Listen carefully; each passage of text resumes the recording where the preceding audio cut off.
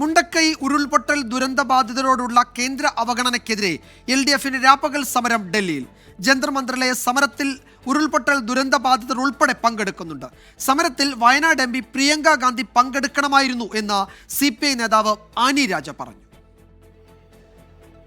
വയനാടിനോടുള്ള കേന്ദ്ര അവഗണന ചൂണ്ടിക്കാട്ടി നരേന്ദ്രമോദി സർക്കാരിനെതിരെ ഡൽഹിയിൽ പ്രത്യക്ഷ പ്രതിഷേധത്തിനാണ് LDF തുടക്കം കുറിച്ചത്. ദുരന്തബാധിതർ ഉൾപ്പെടെ വയനാട്ടിൽ നിന്നുള്ള 165 പേരാണ് പ്രധാനമന്ത്രിയുടെ വസതിക്ക് മുന്നിൽ പ്രഖ്യാപിച്ച രാപ്പകൽ സമരത്തിനായി എത്തിയത്. ഞങ്ങളുടെ ആവശ്യം കേരളം ഇന്ത്യയുടെ ഭാഗം തന്നെയാണ്. ഇന്ത്യയിലെ മറ്റെല്ലാ പൗരന്മാർക്കും കൊടുക്കുന്ന പോലെയുള്ള സാമൂഹ്യനീതി മുണ്ടക്കൈ ദുരന്തത്തിൽ ഉൾപ്പെട്ട മനുഷ്യർക്കും കിട്ടണം. മനുഷ്യത്വമില്ലായ്മയാണ് കേന്ദ്ര ഗവൺമെന്റ് പെരുമാറിക്കൊണ്ടിരിക്കുന്നത്. രാവിലെ 10 മണിയോടെ കേരള ഹൌസിൽ നിന്നും ആരംഭിച്ച പ്രതിഷേധ മാർച്ചിന് പോലീസ് അനുമതി നിഷേധിച്ചതോടെ സമരം ജന്തർ മന്ദിറിലേക്ക് മാറ്റി. സമരം CPIM സെൻട്രൽ സെക്രട്ടേറിയറ്റ് അംഗം വിജു കൃഷ്ണൻ ഉദ്ഘാടനം ചെയ്തു. Aam Aadmi Party MP Sanjay Singh പിന്തുണയുമായെത്തി.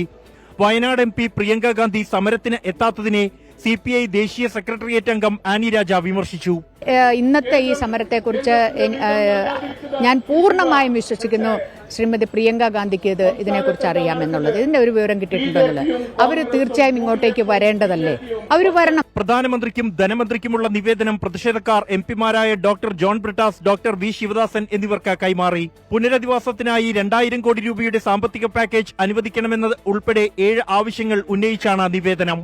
രാജ്യത്തെ നടുക്കിയ വയനാട് ദുരന്തത്തിന്റെ ഇരകളോടുള്ള കേന്ദ്ര സർക്കാരിന്റെ അവഗണന ദേശീയ ശ്രദ്ധയിൽ കൊണ്ടുവരാൻ ലക്ഷ്യം വെച്ചാണ് ദുരന്തബാധിതർ അടക്കമുള്ളവർ രാജ്യതലസ്ഥാനത്ത് എത്തിയിരിക്കുന്നത്. അവഗണന തുടർന്നാൽ പ്രതിഷേധം കൂടുതൽ ശക്തമാക്കാനാണ് സമരക്കാരുടെ തീരുമാനം. ജന്തർ മന്ദിറിൽ നിന്നും ആശിഷ് പട്ടുവിനൊപ്പം ബൽറാം നെടുങ്ങാടി, 24.